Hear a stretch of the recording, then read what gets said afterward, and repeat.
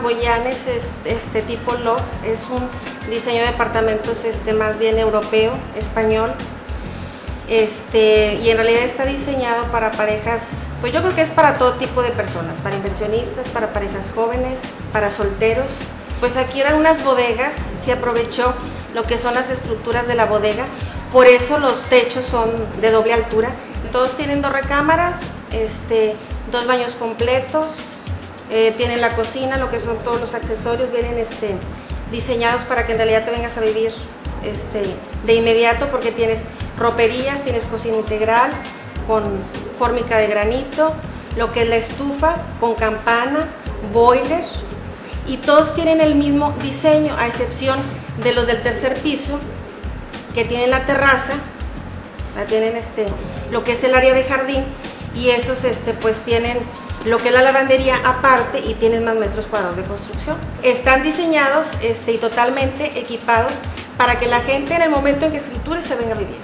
Del lado de acá del sur pues ves el Cerro de la Silla, por este lado también ves el Cerro de San Nicolás, el de las Mitras. Entonces estamos en realidad en el corazón de Monterrey. Pues es en realidad para un nivel medio, superior o medio alto.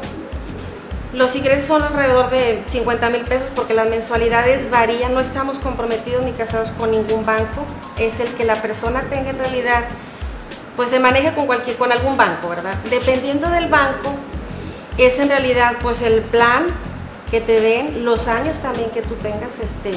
Nosotros ahorita todavía tenemos la promoción de que estamos separando, tú puedes venir a separar el departamento con 10,000 pesos, todavía tenemos esa promoción, va a ser nada más limitada, a lo mejor un mes, se me han autorizado eso.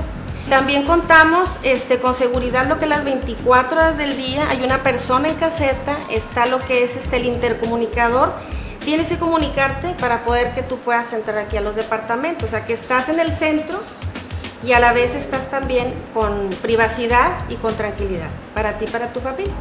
Estamos en la calle Framboyanes 2845, entre Ruiz Cortines y Queramos, es en la colonia del Prado.